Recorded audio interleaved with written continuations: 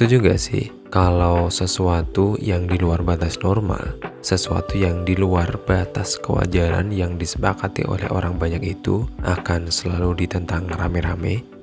Nah, di episode kali ini kita bakal bahas tuh tentang kisah viral yang beberapa hari ini menghiasi jagat maya Indonesia, yaitu kisah perselingkuhan menantu dengan mertuanya.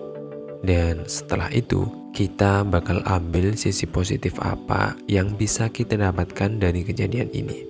Jadi, selamat mendengarkan.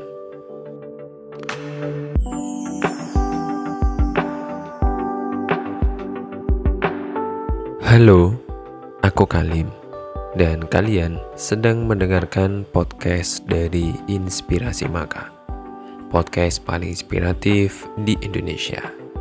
Jika kalian mendengarkan ini dari YouTube, jangan lupa untuk subscribe. Dan jika kalian menemukan ini di Spotify, jangan lupa untuk follow Inspirasi Maka.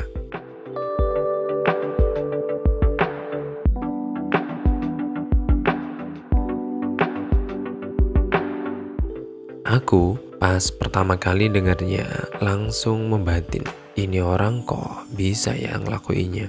Kok nggak risih gitu, nggak jijik, canggung, atau apalah. Kok mereka kayaknya enjoy-enjoy aja sebelum kasus ini menjadi viral di media sosial. Barulah seperti orang-orang pada umumnya, kalau aibnya sudah kebuka, sudah kebongkar, langsung dah tuh pada minta maaf, bilang khilaf, gak akan ngulangin, dan pokoknya semua janji-janji manis akan dia keluarin demi nama baiknya. Tapi ya wajah kadung udah tercoreng ya. Kadung wajah itu sudah terkena comberan lah ibaratnya. Tetap aja kan bakal bau, bakal rusak, kan gitu. Pernah ada pepatah bilang gini, ketika kamu menancapkan paku pada kayu, kamu mungkin bisa mencabutnya, tapi bekas lubang itu akan tetap ada di sana. Kamu bisa minta maaf atas kesalahan yang kamu perbuat pada seseorang, tapi bekas luka di hati mereka bisa jadi akan tetap ada dan butuh waktu lama untuk mengembalikannya seperti semula. Kembali ke kasus asusila tadi. Lalu kenapa sih berita ini kemudian menjadi viral dan menggegerkan orang se-Indonesia? Yang pertama menurutku, tentu ada yang membagikan cerita ini pada dunia luar ya. Dan yang menjadi semakin viral adalah yang membagikan kisah ini adalah korban perselingkuhan itu sendiri, yaitu istrinya sendiri, dan dia itu juga sekaligus anak perempuan dari ibu yang berselingkuh tadi. Makanya di mana-mana judul beritanya adalah suamiku selingkuh dengan ibuku. Aku sebenarnya juga gak habis pikir sih. Apa sih yang membuat laki-laki itu kemudian tertarik juga dengan ibunya? Padahal kalau lihat nih ya dari foto si ibu itu yang beredar luas di media sosial, wajah si ibu ini ya kalau menurut penilaian pribadiku sih, wajahnya itu biasa-biasa aja. Gak yang wah gitu loh, gak yang glowing-glowing gitu. Ya pokoknya biasa aja. Tapi setelah mendengarkan podcastnya Bang Denny Sumargo yang bercengkrama langsung dengan Risma, istri yang diselingkuhi itu, sekaligus juga si anak dari ibu yang berselingkuh itu tadi, aku jadi paham dan tahu kisah awal sebelum tragedi ini meledak itu kayak gimana. Jadi sepertinya ya watak dari si ibu itu kayaknya memang keras gitu, kayak watak pemberani. Kalau orang Jawa mengatakan si ibu ini itu banter gitu. Dimulai sejak mereka berdua pacarannya, si Risma ini dengan si doinya. Ternyata sudah ada benih-benih ketidakberesan hubungan antara ibunya itu dan pacarnya waktu itu. Bahkan kata Risma dalam podcast di channel YouTube-nya Bang Denny Sumargo itu, pacarnya itu sudah pernah berhubungan dalam tanda kutip dengan ibunya dan sudah pernah juga dipergoki oleh si Risma ini meski hanya lewat chattingan di handphone. Tapi ya si Risma ini kayaknya udah kadung cinta mati gitu ya sama doinya. Akhirnya dia pilih memaafkan kelakuan abnormal doi ini meskipun babaknya sudah berulang kali melarang dia untuk tidak melanjutkan hubungannya sama dia.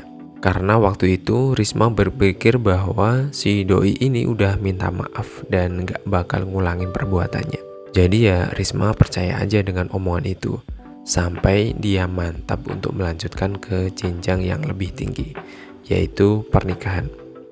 Yang aneh juga adalah si ibu ini ketika dulu dipergoki oleh si Risma, dia nggak ngakuin si perbuatannya. Dia cuma bilang kayak gini, ini salah paham, ini nggak seperti yang kalian bayangkan.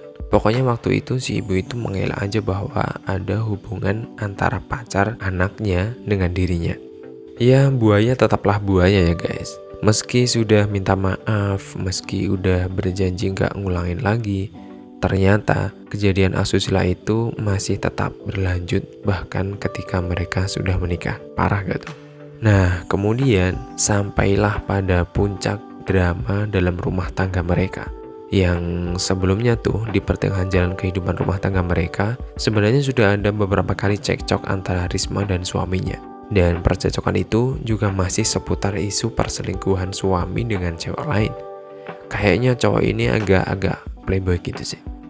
Aku nggak tahu ya, kayaknya si Risma ini waktu itu juga udah mulai dibutakan dengan cintanya. Cintanya waktu itu udah mulai menjadi toksik, tapi dia enggan mengakuinya. Dia masih bertahan pada perasaannya bahwa cintanya itu ya masih baik-baik aja, sama seperti cinta pada umumnya. Tapi endingnya ternyata adalah ya tetap dia yang paling tersakiti kan. Dan kayaknya cinta si cowok ini cintanya nggak sepadan dengan Risma. Ibaratnya cinta Risma itu satu dream penuh gitu, cinta cowoknya itu cuma satu tetes. Dan itu pun ya tetes yang jarang-jarang gitu, ya paham gak? Jadi ya kayak bumi dan kelereng aja itu, jauh banget perbedaannya.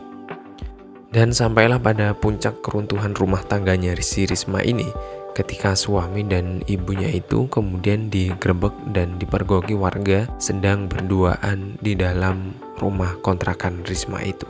Kalau kata si Risma itu ya di podcastnya Bang Denny, di dalam rumah itu sampai tidak pakai baju itu keduanya. Dan di podcastnya Bang Denny juga, Risma juga sudah mengatakan bahwa tidak ada dokumentasi dalam bentuk apapun selama penggerbekan. Jadi kalau ada yang bilang ada yang punya video atau foto saat penggerbekan itu, sudah pasti itu adalah hoax atau tidak benar. Dan semenjak kejadian itu, Risma kemudian memaksa dirinya untuk menerima bahwa mungkin jalan cintanya memang harus selesai sampai di sini. Dan ya mungkin dia mulai menyadari bahwa cinta yang dia bangun selama ini ternyata ya hanya dia sendiri yang berusaha menjaga. Dan hari itu dia memang harus berusaha menelan kenyataan pahit itu bulat-bulat. Yang kedua, tentu yang membuat ini semua viral adalah warganet ya, yaitu sudah barang tentu. Hampir semua orang pasti akan merasa heran dengan kasus ini. Kenapa ada kasus yang mungkin bisa dibilang semenjijikan ini bisa ada dan dilakuin oleh seseorang? Kayak nggak habis pikir gitu aja. Sebenarnya nggak ada masalah sih sama cinta beda umur jauh itu, karena kasus percintaan itu sudah banyak sebelum-sebelumnya. Meski agak tabu ya, tapi ya tetap ada aja kan yang melakukannya. Seperti seorang kakek menikahi gadis muda, atau seorang nenek yang juga menikahi dengan laki-laki berondong gitu ya. Dan ya meski kadang kita gedek juga, tapi ikatan itu kan masih diikat dengan ikatan resmi pernikahan. Jadi kayak oh ya udahlah, kalau udah saling cinta ya mau gimana lagi. Tapi kalau di kasus ini ya cuy, dari kasus percintaan yang beda umur aja tuh kan udah tabu ya. Ditambah kasus perzinaan antara dua orang yang seharusnya saling menghormati, menjadi satu kasus mantap tuh yang akhirnya orang-orang hanya bisa mengelus dada mereka dan tak habis pikir dengan semuanya. Dan dari kasus ini aku jadi bisa memetik beberapa pelajaran nih. Yang pertama, bahwa oke lah, cinta siapa yang bisa melarang kan akan berlabuh pada siapa. Tapi sebuah cinta, dia tidak tahu baik dan buruk, tidak tahu pantas atau tidak, dia tidak tahu sopan ataupun tidak. Yang dia tahu hanyalah senang dan suka kan.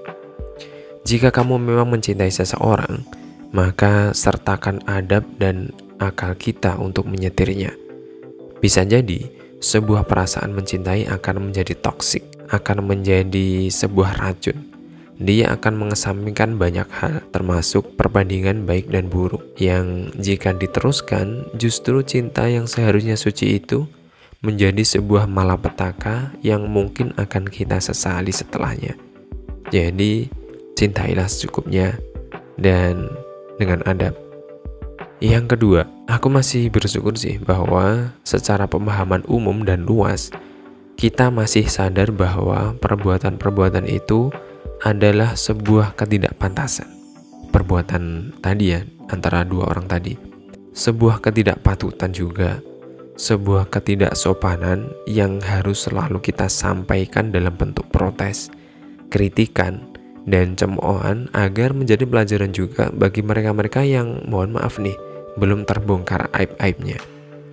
Karena bisa jadi nih, di luar sana, di luar sepengetahuan kita, masih ada aja hubungan-hubungan seperti itu, atau bahkan lebih parah cuy, yang masih disembunyikan dari pengetahuan umum. Dan harusnya ini menjadi pelajaran buat mereka agar berhenti dan kemudian bertaubat.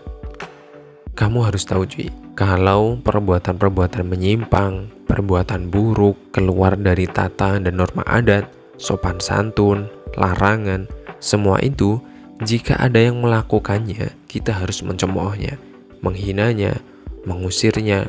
Ya, tapi kalau nggak gitu paling nggak minimnya kita menegurnya sih.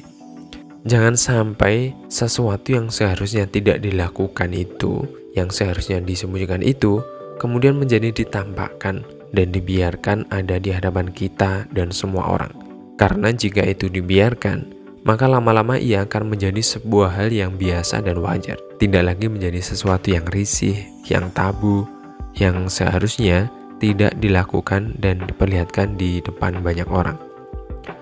Jadi kalau ada sahabat, teman, keluarga, atau siapapun yang melakukan perbuatan menyimpang dari norma dan adat, minimal kita mengingatkan dan menegurnya lah. Kalau masih tidak mempan, ya seperti itu tadi, kita bisa dengan mengkritik rame-rame, atau jika sudah sangat parah dan kita sudah nggak bisa mengatasinya, maka kita serahkan ke pihak yang berwajib. Sebagai penutup, aku mau sampaikan ini. Aku tahu kita sebagai manusia tidak pernah ada yang sempurna. Kita selalu memiliki kelebihan dan kekurangan kita masing-masing. Tapi, jangan pernah menggunakan alasan kekurangan itu untuk membuat orang-orang memaklumi perbuatan salah kamu. Jangan menggunakan kodrat itu untuk membenarkan tindakanmu yang sebenarnya memang salah. Akuilah jika memang kamu berbuat salah. Minta maaflah sebelum orang-orang memintanya. Dan juga tepatilah janjimu jika tidak ingin mengulangi perbuatan itu lagi. Setiap orang memang pernah melakukan kesalahan ya. Tapi bukan berarti kan mereka tidak punya kesempatan untuk berubah. Nah, kebetulan banget nih, aku menulis sebuah buku yang di dalamnya aku akan membantumu mengakui kesalahan-kesalahan kamu dan menerimanya sebagai sebuah teman yang akan membantumu bangkit dan berubah. Kamu bisa mendapatkannya di toko-toko buku kesayangan kamu. Judulnya adalah Tenang, Semua Pernah Salah Kok. Terima kasih telah mendengarkan podcast ini hingga selesai. Jangan lupa subscribe dan komen di bawah apa yang kalian rasakan. Sampai ketemu di episode selanjutnya. Dan sampai jumpa.